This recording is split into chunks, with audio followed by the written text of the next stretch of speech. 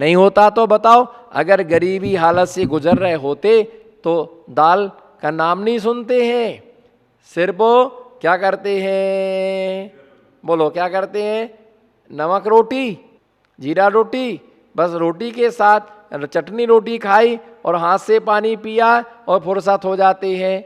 पैसे वाले हो जाने के बाद में डिल्लप के गद्दे पर नींद नहीं आती है, और गरीब जब होते हैं तो पत्थर के पाषाण खंड पर भी क्या हो जाती है। देखो ये यही देखो ना, लोकेंद्र भवन के सामने कितने सारे लोग रहते हैं, फट्टा बिछाया सो गए, अभी अपने यहाँ के लोग गंदगी है और यहाँ ये और बदबू आती है और यहाँ धूप लगती है और गरम गरम हवा चलती है, ये क्यों होते हैं, बहुत ज़्यादा तुम पैसे के कारण से सुकमाल बन गए हो।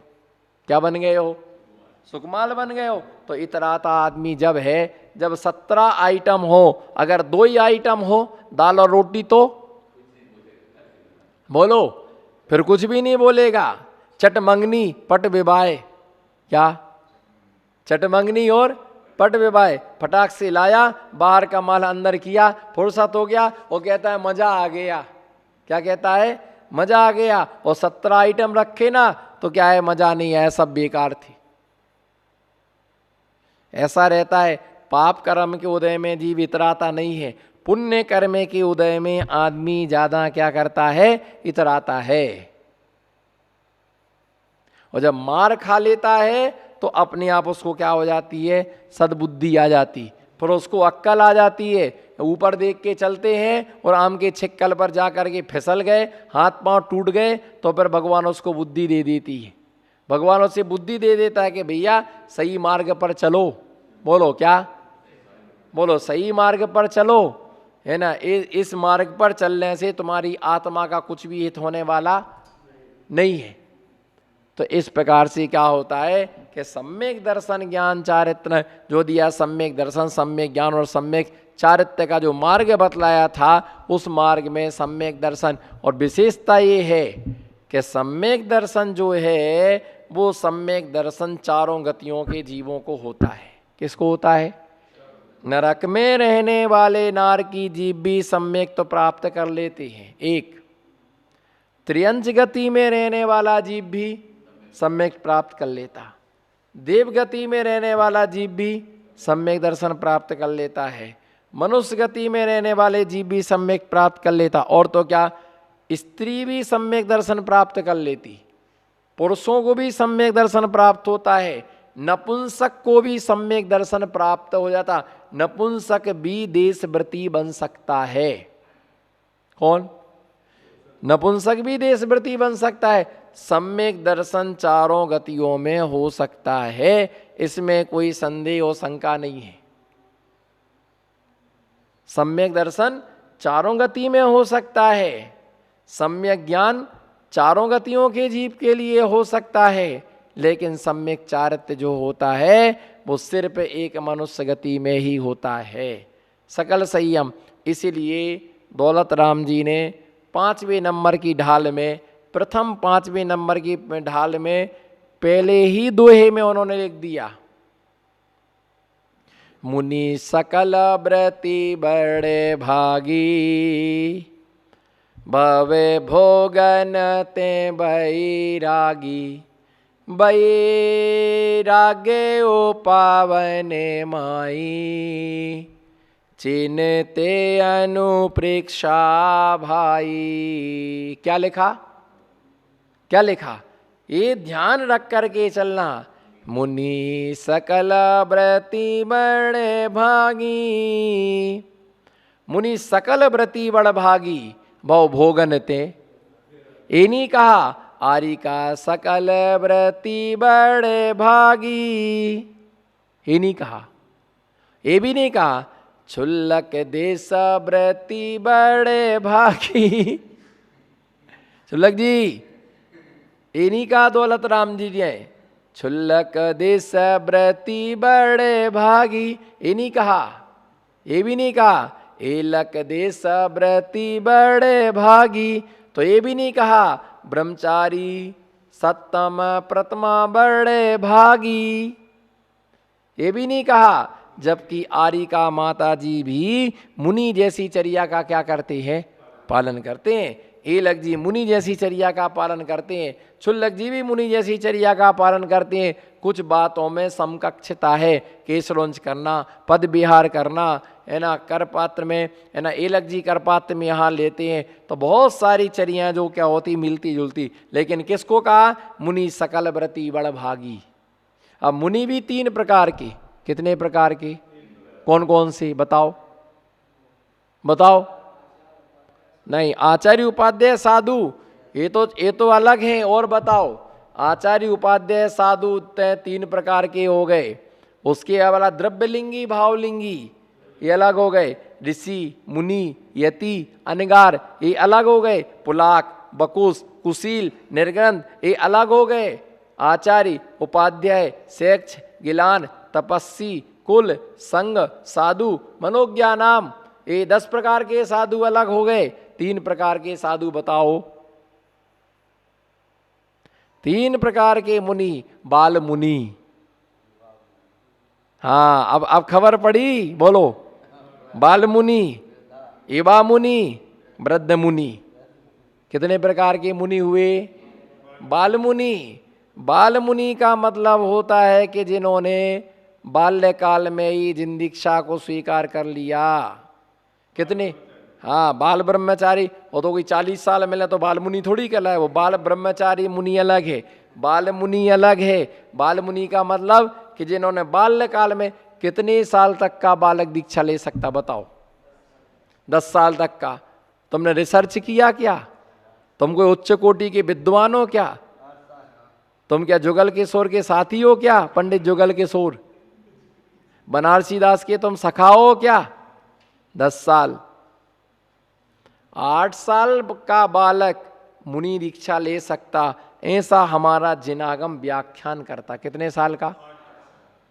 8 साल में सम्यक दर्शन प्राप्त करने की योग्यता है। 8 साल का बालक अभिषेक कर सकता है, दान दे सकता है। और 8 साल का बालक, 8 वर्ष अंतर्मूर्त का बालक जिन दीक्षा लेके, है ना, आत्म ध्यान में लीन होकर के उसी क्षण, है ना, उसी समय, है ना, वो परम केवल ज्ञान को प्राप्त कर सकता। विदेह क्षेत्र में आज भी ऐसी व्यवस्था है।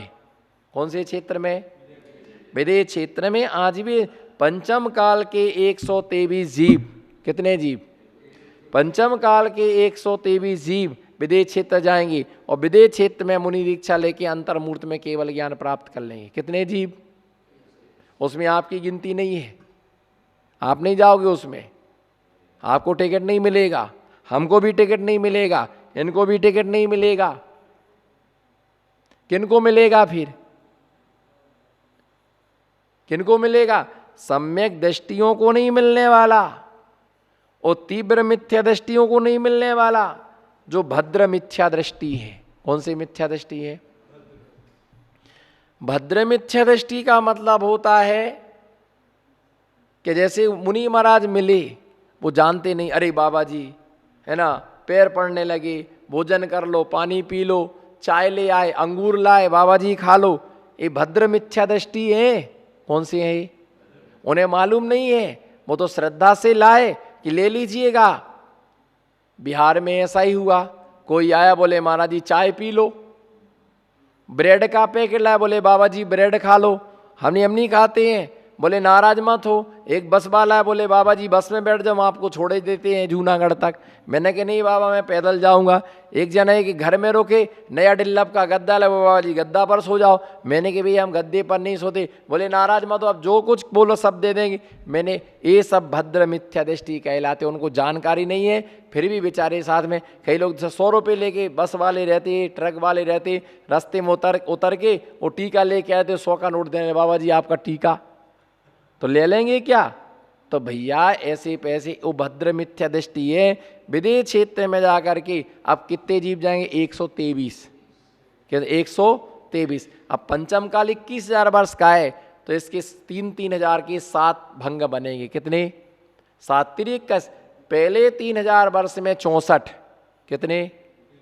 पहले 3,000 वर्ष में 64, दूसरे 3,000 वर्ष में 32, तीसरे 3,000 वर्ष में 16, 12, है ना, 64, 32, 12, 8, 4, है ना, 8, 4, 2 और 1 कितने?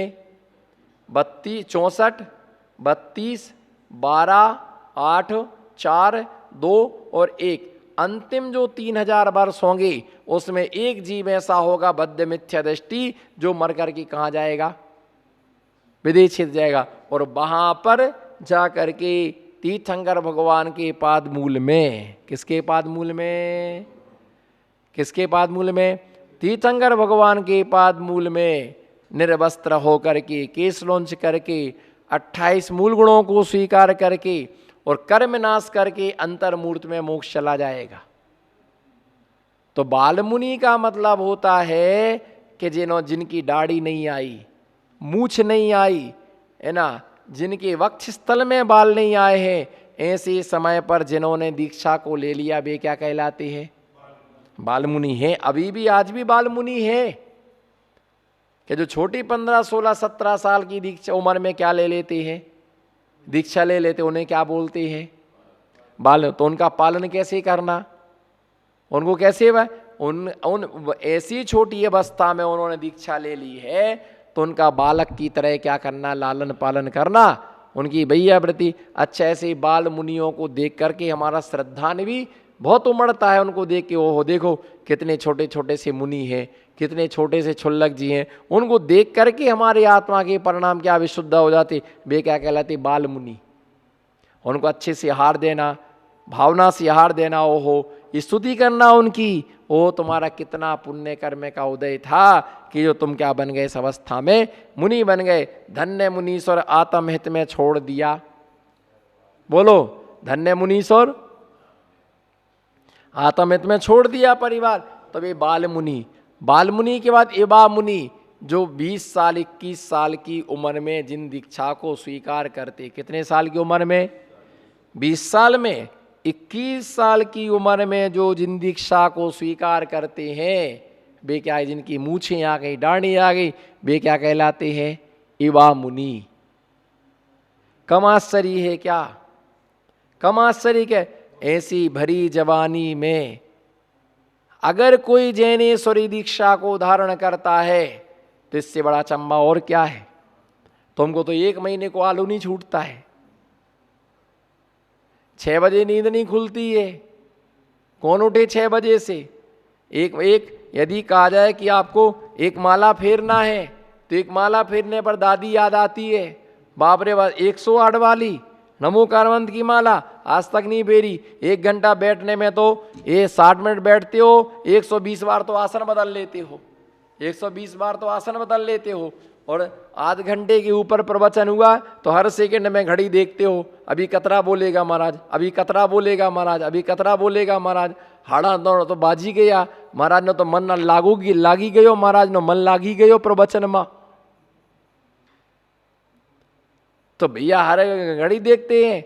अगर मान लो ले दे करके रोग आ करके, कुछ ऐसे होते ले दे करके रोग आ करके 14 को पर्यूषण पर में 14 को एक आसना करते हैं, और कोई क्या कर लेते हैं? उपवास कर लेते हैं। तो उपवास तो कर लिया, दिन तो निकल गया, रात में क्या करते? घड़ी देखते हैं और ऐसा लगता भगवान सवेरा कब हो जाए, भगवान सवेरा कब हो जाए, सवेरा। और जैसे ही सवेरा हुआ कि हलुआ पर गिर पड़े, उकाली पर गिर पड़े, उनको ऐसा लगता कि सवेरा कब हो जाए, है ना। 1 साल भर में 14 का उपवास करते हैं, उसमें भी बड़ी मुश्किल से वो दिन निकलता, रात निकलता है। फिर आप सोचो कि दिगंबर मुनि महाराज कैसे करते होंगे एक आसना।